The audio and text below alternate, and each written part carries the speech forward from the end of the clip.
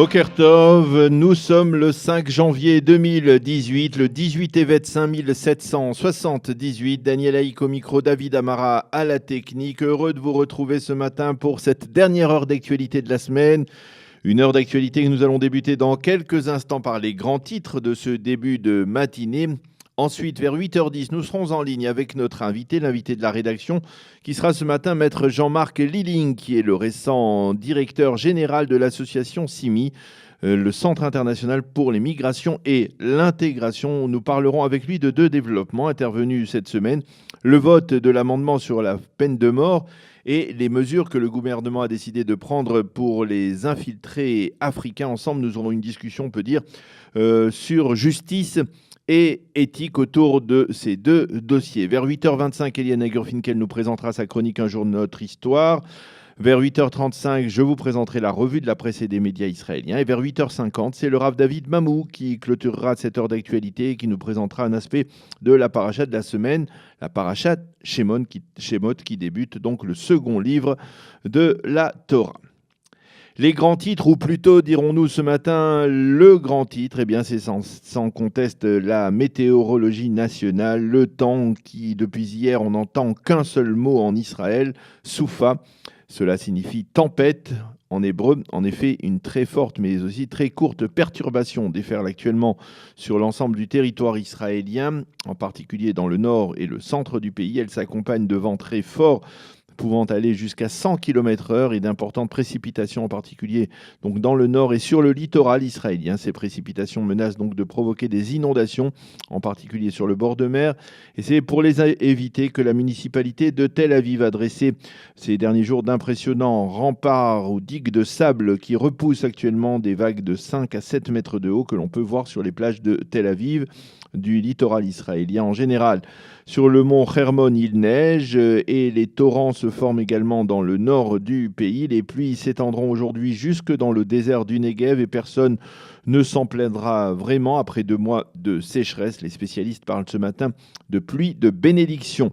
Cette perturbation devrait se calmer dans la nuit et laisser la place dès demain à un temps plus doux. Dès dimanche, ce sera même le retour du beau temps avec des températures plus chaudes qu'à l'accoutumée. Puisque nous avons commencé donc ce journal par la météo, voici les températures prévues aujourd'hui. 9 degrés à Jérusalem, 15 à Tel Aviv et 21 degrés à Eilat.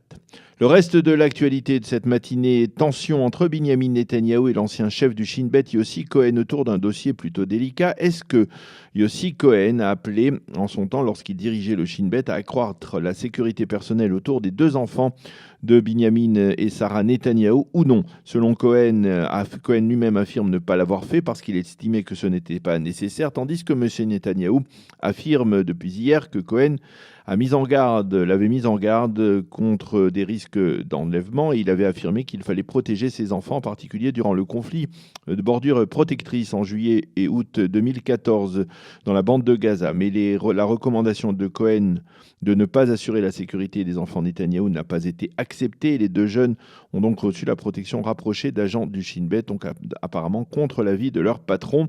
La police, contre l'avis de leur patron, c'est une affaire dont on devrait reparler au cours des prochains jours, mais qui crée une certaine tension, on va dire, entre l'ancien chef du Shin Bet et le Premier ministre Binyamin Netanyahou. La police militaire israélienne a décidé d'ouvrir ou de rouvrir une enquête pour déterminer les circonstances exactes de la mort du Palestinien qui était amputé des 2 jambes, Ibrahim Abou Touria, qui a été tué il y a quelques semaines lorsqu'il manifestait le long de la frontière entre Israël et la bande de Gaza. Selon la première enquête de l'armée israélienne, il n'y a pas eu de tir à balles réelles lors de cette manifestation et donc il n'est pas possible que ce manifestant, présenté depuis dans tous les médias étrangers comme un symbole et dans le monde arabe comme un martyr, ait été tué donc par des balles israéliennes. Mais donc la police militaire israélienne a décidé d'approfondir l'enquête et d'écouter les témoignages provenant de Palestiniens de Gaza avant de statuer définitivement et de publier ses conclusions définitives donc, dans cette affaire plutôt embarrassante. Le ministère israélien des Affaires étrangères n'est pas favorable à l'arrêt du financement par les États-Unis de l'UNRWA. En effet, selon les diplomates israéliens du ministère israélien des Affaires étrangères, cette démarche risque d'avoir des répercussions humanitaires catastrophiques dans la bande de Gaza et par conséquent, le Premier ministre, qui lui-même d'ordinaire s'oppose à l'existence même de l'UNRWA, serait intervenu dès hier auprès de la Maison-Blanche pour tenter de persuader Donald Trump de ne pas couper cette aide économique aux réfugiés palestiniens de Gaza. Au sein de Tsahal, on affirme également que le gel de cette aide américaine pourrait accentuer la tension sécuritaire qui existe, on le sait déjà, dans la bande de Gaza et dans les environs, dans le pourtour donc de la bande de Gaza. Le représentant de l'Union européenne en Israël a dénoncé hier le vote de l'amendement sur la peine de mort aux terroristes palestiniens. Il a qualifié cette loi, qui, je vous le rappelle, n'a été votée pour l'instant qu'en lecture préliminaire, de loi inhumaine. Fin de citation.